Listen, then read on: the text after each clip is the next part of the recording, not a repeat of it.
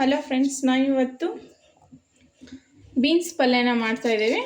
ಬೀನ್ಸನ್ನು ಈ ಥರ ತೊಳೆದುಕೊಂಡು ಸೋಸ್ಕೋಬೇಕು, ಕಟ್ ಮಾಡ್ಕೊಳ್ಬೇಕು. ಕಟ್ ಮಾಡಿದ ನಂತರ ಇದನ್ನು ಒಂದು ಹಂಚಿಗೆ ಹಾಕಿ ಹುರಿದ್ಕೊಳ್ಬೇಕು.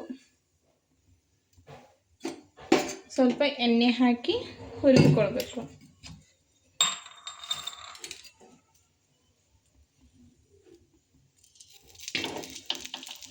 ಒಂದು ಅರ್ಧ ಟೀ ಸ್ಪೂನು ಇಲ್ಲ 1 ಟೀ ಸ್ಪೂನು ಎಣ್ಣೆ ಹಾಕಿ ಕೆಂಪದಾಗಿ ಹುರಿಬೇಕಿದೆ.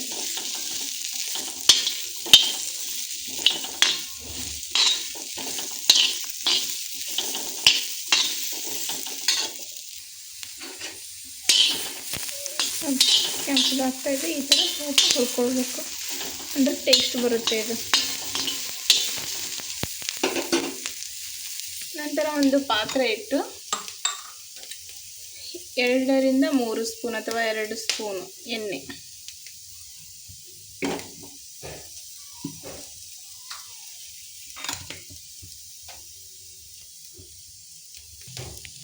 ಕಾದ ನಂತರ 2 ಉಳ್ಳಾಗಡ್ಡಿ 1 ಟೊಮೆಟೊ ಸಣ್ಣದಾಗಿ ಕಟ್ ಮಾಡ್ಕೊಳ್ಬೇಕು.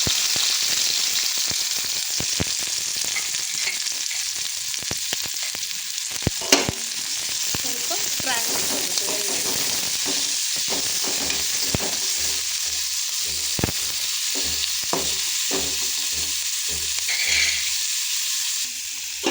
ಈ ಥರ ಹುರ್ಕೊಂಡು ಇದು ಹೊರಗಡೆ ತೆಗೆದುಕೊಳ್ಬೇಕು. ಎಣ್ಣೆಯಲ್ಲಿ ಫ್ರೈ ಮಾಡ್ಕೊಳ್ಬೇಕು.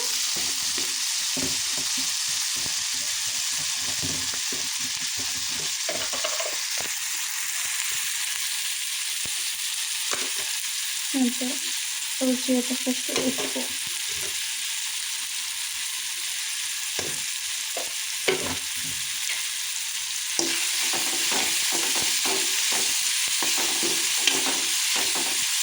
ನೀವು ಇದು ಹಸಿ ಖಾರನ ಮಾಡ್ಬೋದು ಅಥವಾ ಒಣ ಖಾರನ ಹಾಕಿ ಮಾಡ್ಬೋದು.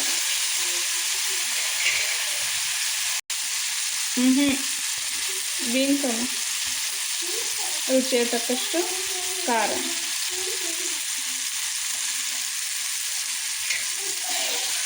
ಇದನ್ನು ಮಿಕ್ಸ್ ಮಾಡ್ಕೊಳ್ಬೇಕು.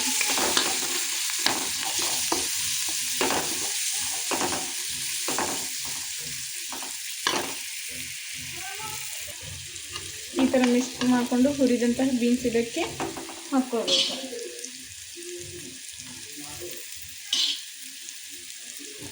ಹಾಕಿ ಮಿಕ್ಸ್ ಮಾಡ್ಕೊಳ್ಬೇಕು.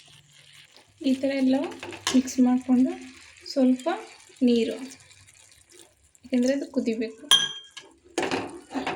ಬೇಯಿಸ್ಕೊಳ್ಳೋಕ್ಕೆ ನೀರು, ಇಲ್ಲಾಂದರೆ ತಳ ಹತ್ಕೊಳುತ್ತೆ. ಇದಕ್ಕೆ ಒಂದು ಮುಚ್ಚಳ ಮುಚ್ಚಿ ಒಂದು 5 ರಿಂದ 10 ನಿಮಿಷ ಕುದಿಸ್ಕೊಳ್ಬೇಕು. ನೋಡಿ ಇದು ಹೇಗೆ ಕುದೀತದೆ. ಸ್ವಲ್ಪ ಮಿಕ್ಸ್ ಮಾಡ್ಕೊಳ್ಬೇಕು.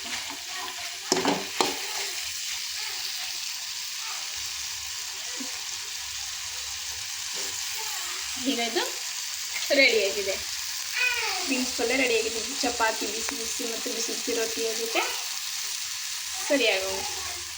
ಇಂತಹ ವಿಡಿಯೋಗಾಗಿ ನಮ್ಮ ಯೂಟ್ಯೂಬ್ ಚಾನಲ್ನ ಲೈಕ್ ಮಾಡಿ, ಶೇರ್ ಮಾಡಿ ಮತ್ತು ಸಬ್ಸ್ಕ್ರೈಬ್ ಮಾಡಿ. Thanks for watching my video.